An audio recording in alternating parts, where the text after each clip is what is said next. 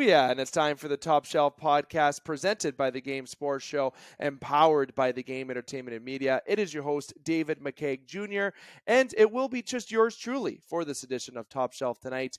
Alex, Dane, Avery, Catano, and Justin Heichel, the usual contributors to Top Shelf, were unable to join yours truly tonight due to schedule conflicts. Now, this edition of Top Shelf is sponsored by Flawless Roofing Sure Seal Incorporated. Flawless Roofing is located in both Sault Ste. Marie, Ontario, and in Thunder Bay. Now, look, you want to protect your investment, right? You want to protect your house, you want to protect your business, commercial, residential, whatever it may be. Well, it's simple. Protect your investment and start from the top.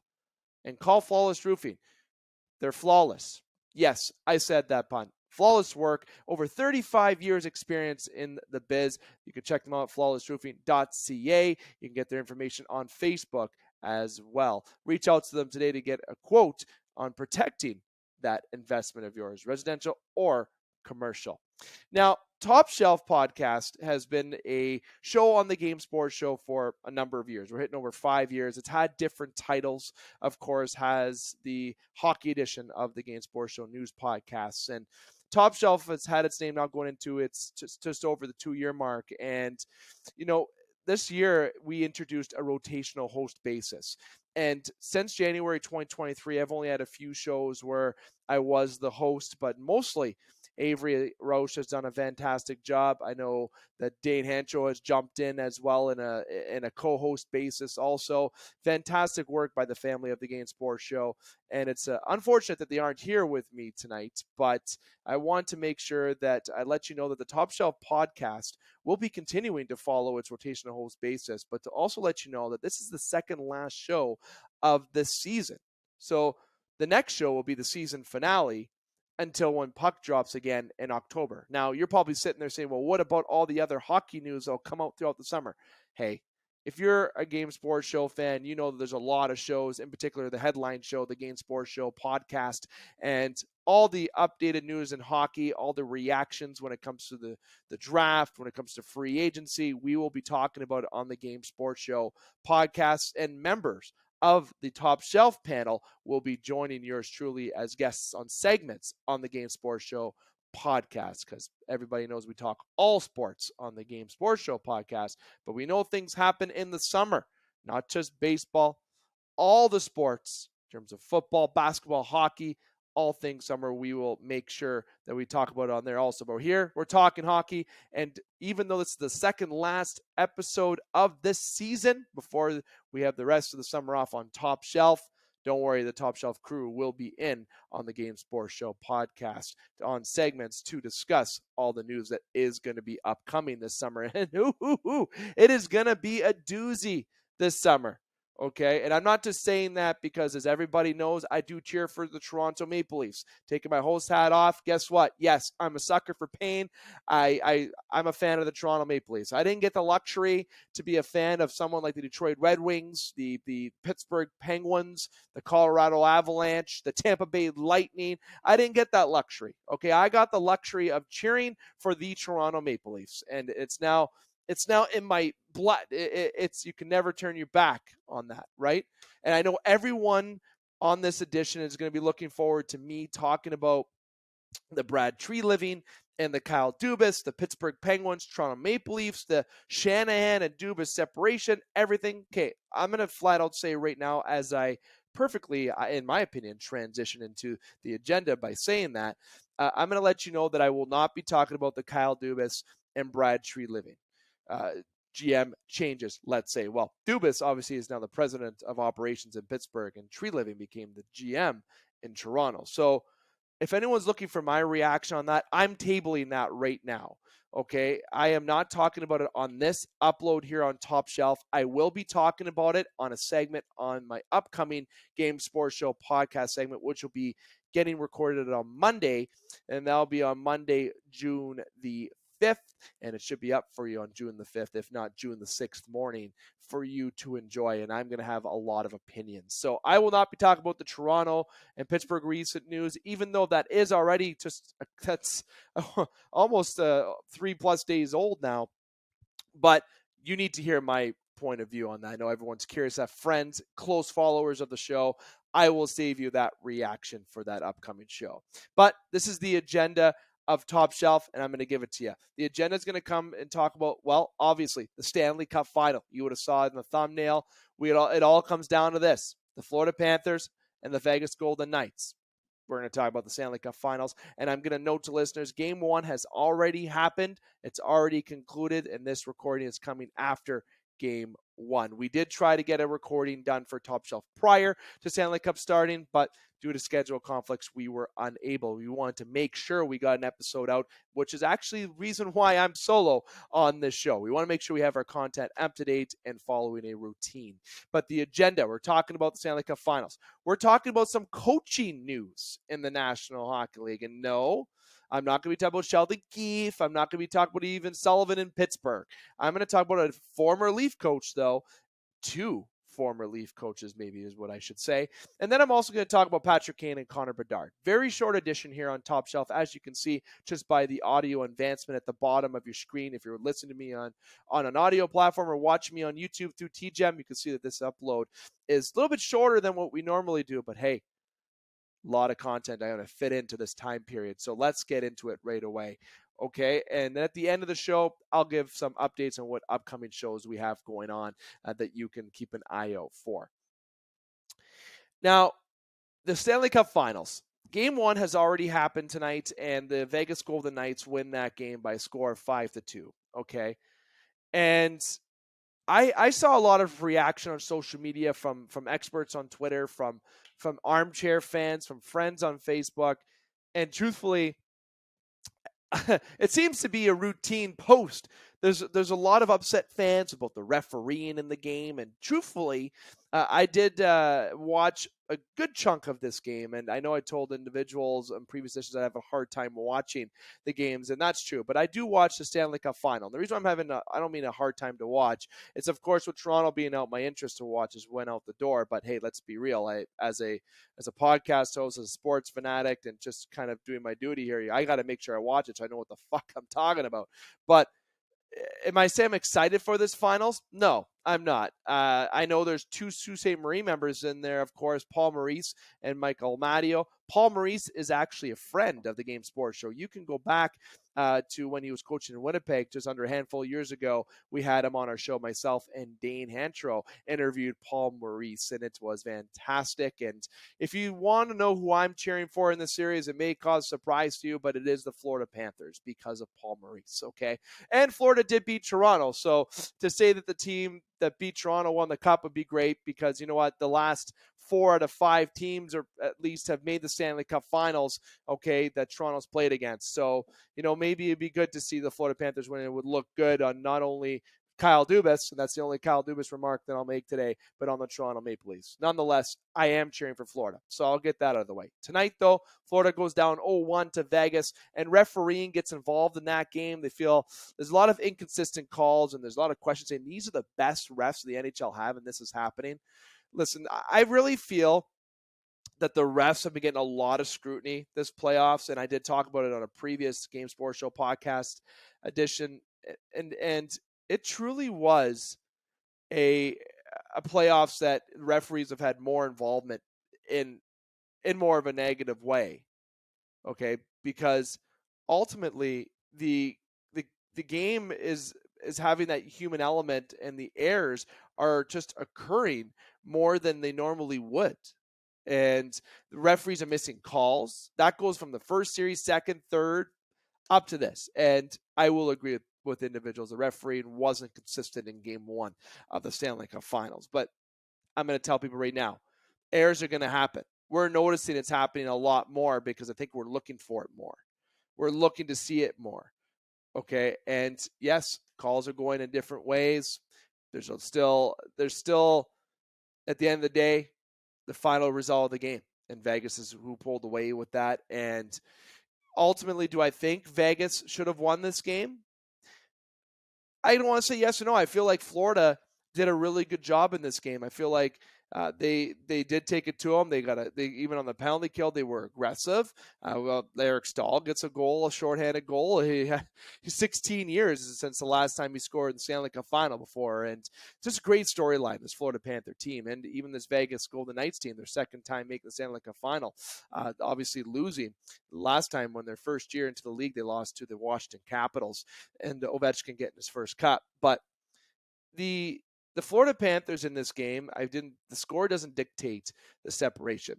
Obviously, the game Florida and got out to the lead in the first period, and Vegas tied it, and then they go into the intermission. Then they exchange goals in the second period, but Vegas pulls away with 3 goals in the third. The one reason that I think Vegas wins this hockey game is just not. I'm not going to point at the refs again. I'm not going to broadcast the ref. Look, like I said, it's been an inconsistent issue in this game and it was an inconsistent issue throughout the entirety of this playoffs. But it's not gonna. We can't go back to change anything, or our opinions, I guess, probably don't matter, because no matter whatever ref that's out there, the same mistakes are happening. Just gonna say that. But what was a big part of this game was, I feel, that the Vegas Golden Knights played a different approach to the Florida Panthers than other teams have. The last time Florida has lost was to Toronto in the second round. They swept Carolina, and for Rod Brindamore to talk about, this game was, even though it's 1-goal games, it goes the other way. Look, you got swept either way. Rod Brindamore, you're one of my favorite coaches in the game, and I know you're making your team look better and feel better, and you're trying to make yourself feel better. Look, it doesn't matter if you lose by 1 goal or 5, you still lost the game. You didn't win a game against Florida. You didn't pull and get that extra shot, get that extra goal, and luck is an excuse to tell you, because I'm a Leaf fan. There is no such thing as luck. I can tell you, if there's anything, that if you have too many chances to win a hockey game, you end up losing it anyways. All right.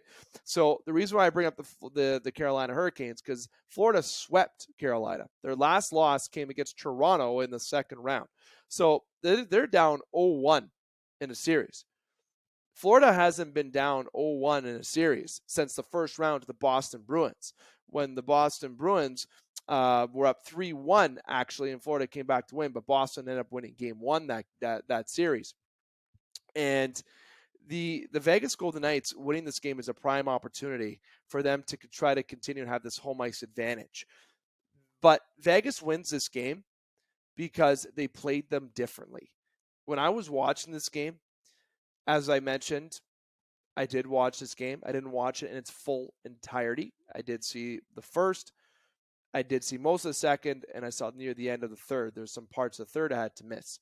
But the parts that I were watching, Vegas was just playing it differently, smartly, different ways along the boards, getting the puck out of the zone, capitalizing on their chances, capitalizing on giveaways, pressuring the Florida offense in a different way. And I'm not going to mention the refs again. The reason why I'm saying the refs is because the way the game was laid out, okay, there's a lot of calls missed, and I'm looking at both teams. There's a lot of calls missed for both teams. So I know people are saying the refs. I can hear people right now. I can just vision people saying refs, and not just because of Vegas' side.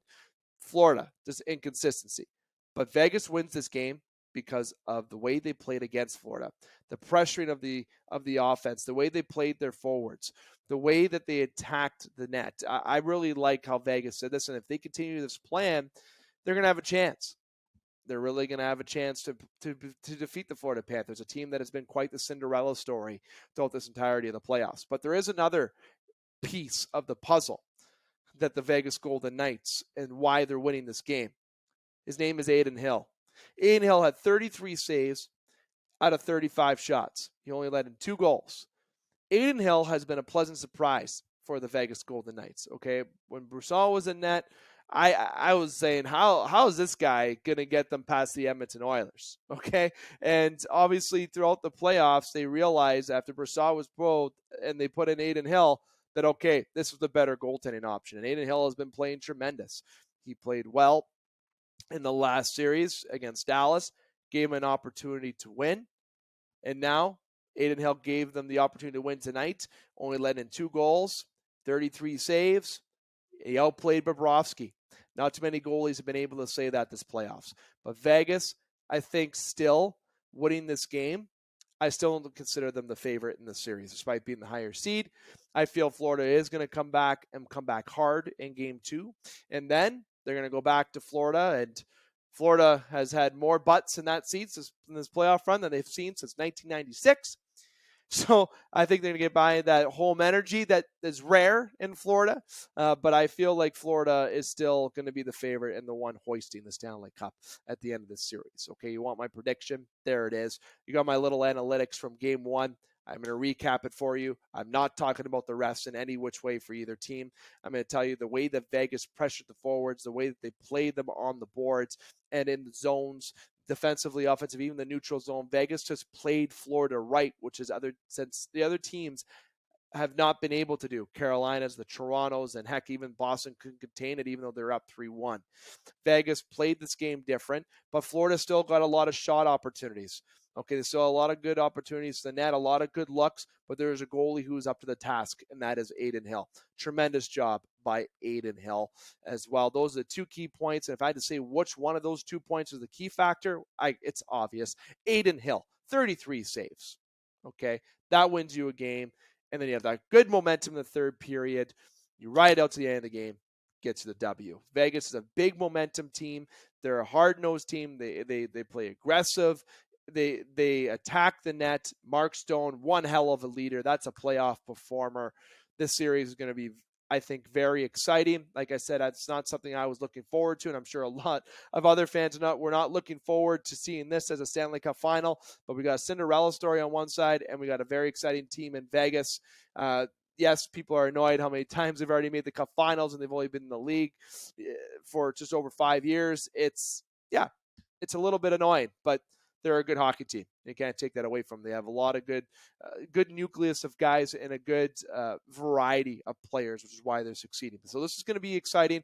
Everyone enjoy this. The Stanley Cup Finals and hockey's done. I know there's a lot of Canadian fans, the Canadian team fans that watch this show, listen to this show, as well as Detroit fans more so, and even Columbus. Those are kind of our core popular fans. But, of course, we touch all areas of the globe here on the Game Sports Show, and I know you may cheer for a team that is not in the playoffs, or maybe they didn't make it, but you know this is Stanley Cup final, and it's a treat to see this final and to see 2 teams in there that have worked hard to get there, and they have different stories in themselves that what got them there. Adin Hill got them that step over to get there. Florida Panthers are the most exciting story. Bobrovsky, Tkachuk. This is a team who made 0 trades this year.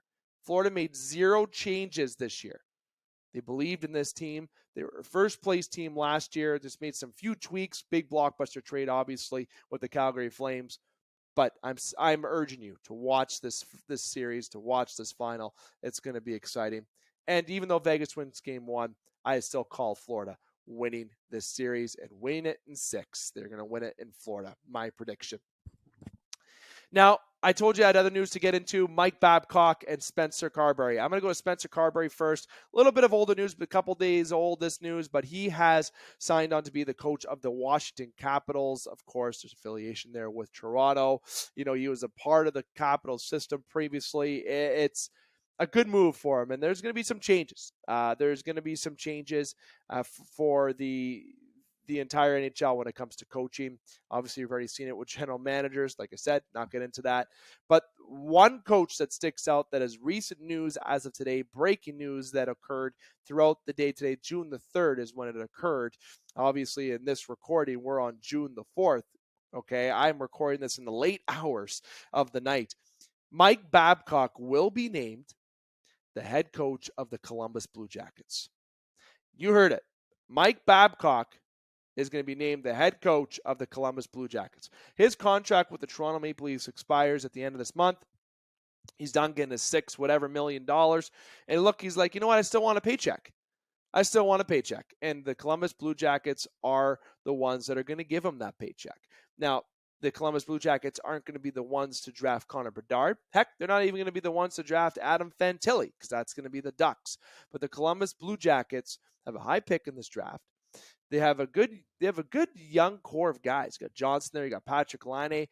I'm curious, and Zach Werenski. I'm curious to see if Babcock can get those guys going. But look, Mike Babcock, when he was in Detroit, he went from Anaheim to Detroit. and he's won gold in Canada. He's coached some good players, and he also took a free coaching job at the University of Saskatchewan when he was on, I guess you'd say, off work because of being fired from Toronto. He didn't do anything, but then he stepped down from doing that free job. He's been doing other things, but this is a guy who is well knowledge in the world of hockey. Okay, you can't take that away from him. He's been a proven winner before. Obviously, there's been a lot known in Toronto where apparently he made Mitch Marner cry. Look, it's the NHL, and Babcock has the resume to be an NHL coach. And the Columbus Blue Jackets are taking a different approach. They're bringing in Babcock. They're going to try to bring him in to work with some of the veteran guys, to help the veteran guys work with the younger guys. And I don't mind the move. I think it's funny. I think it's not funny that Columbus did it. I think they're taking a risk, and I'm happy Columbus is taking a risk for it. They have nothing to lose. They're going through a phase right now where they're kind of retooling. They're making some adjustments. They're trying to get back on track as well at the same time. So like a retool and get back on track. And they're bringing in someone who has had recent drama in the NHL when he was with Toronto, but overall, he was one of the most coveted coaches at a time. When Toronto got him, there was Buffalo that wanted him. There was other teams that wanted him. He became the highest paid coach and deserving because he was a winner. And Columbus is taking their bet on that. And Michael Babcock is, it's really weird. I said Michael Babcock. My goodness, going by legal names. Mike Babcock. That feels a lot better. He is going to be back in the National Hockey League coaching, and he's going to coach against Toronto. They're in the same conference, not in the same division, but the same conference. You're going to see Mike Babcock on TV next year on the other bench of Columbus. And I don't know what team is going to be iced in Columbus, but either way, it's going to be a team that Babcock is going to play. And if you remember the way he was in Detroit, he wasn't that way in Toronto. It felt like he was a little bit different in Toronto. And I think he's going to get back to that more of that systems, and he's going to try to get off that more of a calming approach to help the veterans work with the youth there in Columbus. Now, I want to know your comments about Mike Babcock. Tell me below, what do you think? Did Columbus make the right move here? I'll tell you. I think they did. Why not? Why not? Good idea. Give it a try, Columbus. Give it a try. Worst case scenario, it doesn't work. This year, you're going through that retool, reface kind of tour that you're doing. You let him go at the end of the year, but you gave it a try. But if Babcock could be the coach that what he was, well, maybe we got something special. However, Mike Commodore, that's who I'm excited to see his reaction. I haven't even looked at his Twitter yet. I want to look at his Twitter, and I want to see his reaction. Heck, I would like to actually get Mike Commodore on the show, and maybe I'll have to arrange that, and I'm going to get his opinion about Mike Babcock. So I'm sure that Mike Commodore is not going to like that signing at all, because there's not anyone who's a worse fan of Mike Babcock than Mike Commodore. Now, fun fact, Mike Commodore played for Columbus in 08, the 08-09 season, the 9-10 season, and the 10-11 season. Okay, so that might even be a little bit more hurt. He might be like, oh my goodness, the team that I played for now is the team that he's coaching. Listen, I don't mean to give free ads to somebody, but if you have an opportunity to listen to him in this reaction, I'm going to be doing that when I'm done this recording, so you should do the same. But overall, Mike Babcock going over to Columbus. If he gets back to the way that he coached Detroit, it would be interesting. But if he coaches the same way he did in Toronto, he'll be done by the end of the year. But was he the best coach available? No, I don't think he was. I think there's other opportunities. Some younger coaches could have been a better fit. But Columbus looked at this from an opportunity, from a nothing to lose standpoint. Be interesting to see how Mike does. The next 2 points I want to get to before I get to the wrap of the show. This has been David McKeag talking with you here on the Top Shelf podcast, and almost 25 minutes in already. So I only got about 5 minutes left here with you. So I want to make sure I make the most of it and get to these last 2 points and get to the conclusion portion before we wrap up. But this has been the Top Shelf podcast presented by the Game Sports Show, powered by the Game Entertainment Media. This edition sponsored by Flawless Roofing. Flawless Roofing, protect your investment. Start from the top. Patrick Kane's going to be having surgery out 4 to 6 months. I've had somebody ask me, Dave, do you think that he'll still sign somewhere and play, or think he'll retire? Look, Patrick Kane's not retiring. He will sign somewhere. He'll sign there, and he'll be put on the long-term injury reserve. and he'll be out from obviously until after Christmas, and then he'll come back and he'll be just like a free acquisition for that team. Now, will that be the New York Rangers? Seems like he would like to stay there. People have asked and heard rumors if he'll go back to Chicago. No, the ship with Chicago has sailed, in my honest opinion. Even though they're getting Bedard, I think they're going to be kind of changing the identity. The Buffalo Sabres is what comes to mind. I really feel like Buffalo is going to have a busy offseason. Connor Hellebuck favorites. Little spoiler to what I think Buffalo is going to do this summer. I'm going to say right now, I think Connor Hellebuck will be a Buffalo Sabre. And hey, you Leaf armchair GM fans, he's not going to be a Leaf. Just so you know, not going to happen. Connor Hellebuck will be a Buffalo Sabre this year. That's that. I'm telling you. I am telling you, Connor Hellebuck will be a Buffalo Sabre. That's 3 times I've said it. And with him being there, the Buffalo Sabres are also going to sign Patrick Kane. And Patrick Kane's going to go there after Christmas. Buffalo's just going to be a few games over 500, if not 5 to 7. They're going to be in the middle of that hunt and in the Atlantic. And Patrick Kane's going to come in and give him that edge, and he's going to come out firing. And then the Buffalo Sabres are going to go with the deadline. They're going to be in that wild card position. They're going to make some moves to put them a bit over the top. And then they're going to have a run potentially like the Florida Panthers did this year. They're not going to make the Cup Finals next year. It's not what I'm saying.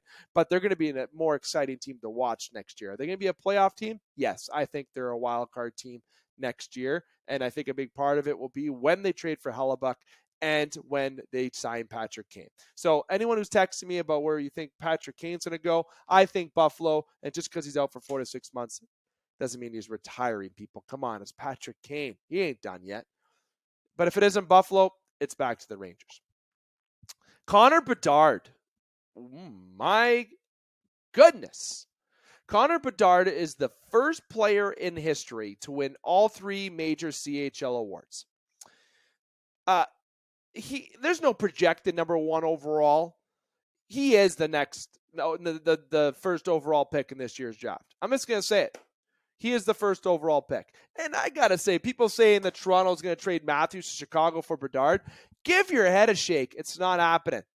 It's not happening. Chicago is drafting Connor Bedard, and they're getting one hell of a generational talent. Somebody who is going to get the job done and really accelerate that rebuild in Chicago. Call it a rig, call it a joke as much as you want. Yeah, but think about this. Would you rather him play in Arizona? Would you rather him play somewhere like maybe if you're a Canadian, in California, somewhere in San Jose, or even in Anaheim, despite how exciting that would be with Zegras? Look, when I think about it, it would have been nice maybe see him on a Canadian team like Vancouver. That would have been my preference to see him on Vancouver. But you know what? He's going to Chicago. And if you're a Toronto fan, you're loving this because Chicago's in the Western Conference. You wouldn't see, if you're in the Eastern Conference, you're going, whew, you got Connor McDavid and Connor Bedard in the other conference. Crosby's going to be retiring in the next 5 years. Ovechkin's not going to be too far behind that, even less for those guys. Okay? And the East is a juggernaut right now. Imagine if Connor Bedard came in there and accelerated Columbus's rebuild. Connor Bedard just won all 3 major CHL awards. The kid is sick. Generational talent. I wanted to make sure that I reminded you what he just won and what he did this year, winning the gold medal for Canada. What he did overall in junior hockey was unbelievable. I'm excited to see what he's going to do in the NHL next year when he puts on that jersey in Chicago for the first time and what he does. Going to be exciting. And now there's going to be players that want to play in Chicago just to play with him that are a bit younger maybe. Maybe they're at the 27, 28-year-old mark in their career. They could sign a 4 or 5 year deal, and they know they're going to be playing with Bedard. Line up. Chicago is going to be accelerating this rebuild. They're going to be back in the playoffs within 3 years, and they're going to be making a dent. Early prediction, not 5, sooner than that. This will change everything in Chicago. Connor Bedard is going to have the McDavid effect. Yes, it took Edmonton a little bit, but that was because of management. And I know Chicago's management has been some challenges, and they got some I didn't want to say inexperience there, but they got some new faces in there. It's a little bit exciting for them, I'm sure, to be able to build a team with some youth and also to be an attractive place to play, not only just because of being Chicago and an original 16, but because you have a generational talent like Bedard about to come through your door. But the whole point of bringing up Bedard, he won all 3 major CHL awards. I want to make sure I remind you that again. Unbelievable. Now, as I promised, I told you this wasn't going to be a long edition. I could talk more and more and more, but I got to take my breath. It's into the late hours here in the night, and we wanted to make sure we got a top shelf podcast out for you to enjoy for June the 4th morning when you're on your Sunday.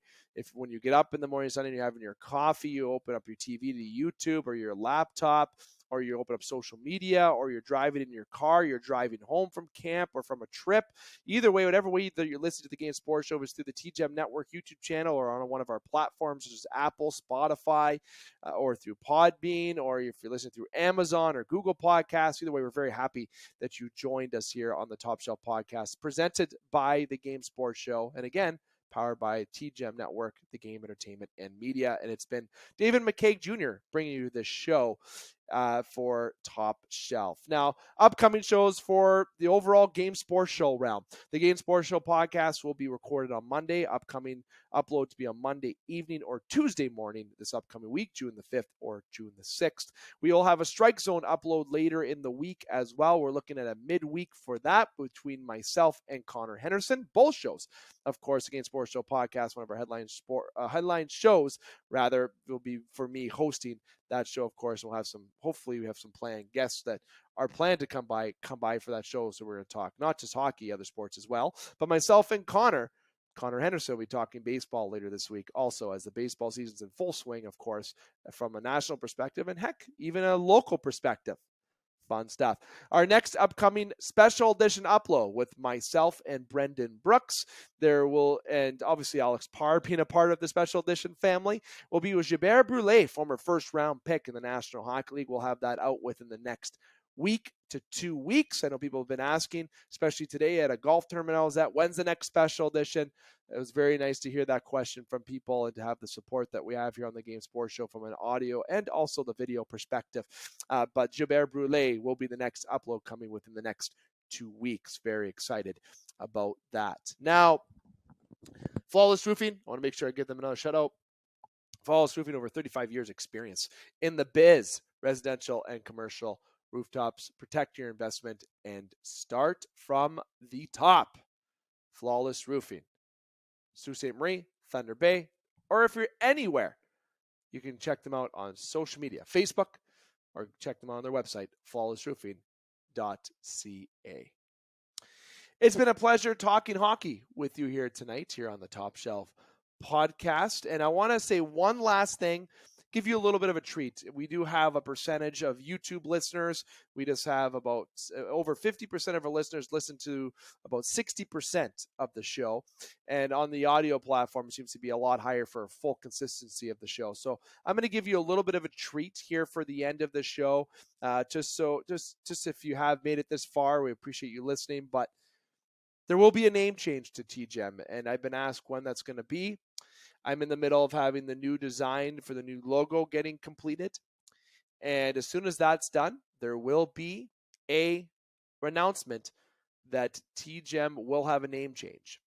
TGM will be the same thing, operated the same way. There's nothing changing. It is merely just a name change. And if you want to know my honest reason why there's a name change, well, of course, the Game Sports Show is a podcast. The Game Entertainment and Media is a platform, but it was causing confusion and people were thinking it was the same thing, and it's not the same thing.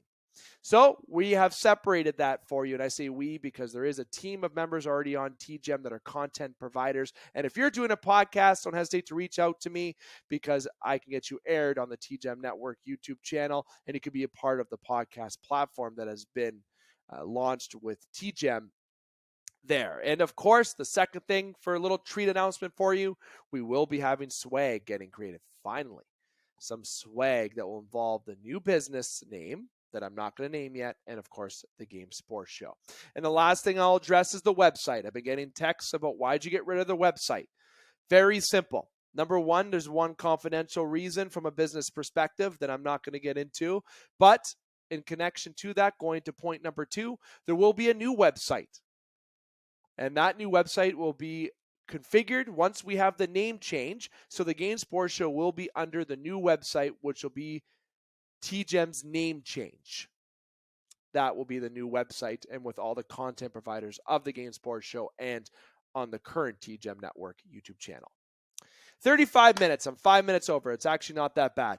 I'm going to wrap up the show here before I get into speaking out any more secrets. You're going to see me in a couple days talking on the Game Sports Show podcast, so make sure you keep an eye out for that upload. Again, thank you for tuning in to Top Shelf here tonight with yours truly. It was a pleasure as always. And even though it was just me, and it's too bad that we couldn't have one of the other 4 or 5 members come by, but I certainly hope you enjoyed your time with me here on the Game Sports Show podcast. It's been David McKeag for the Top Shelf podcast presented by the Game Sports Show, powered by the Game Entertainment Media. There, I got to make sure I get that correction before I get to the official conclusion. It's been David McKeag bringing you this Top Shelf podcast, and I'm here to remind you, keep your stick on the ice, swing your bats, catch your touchdowns, drain your threes, and shoot your shots.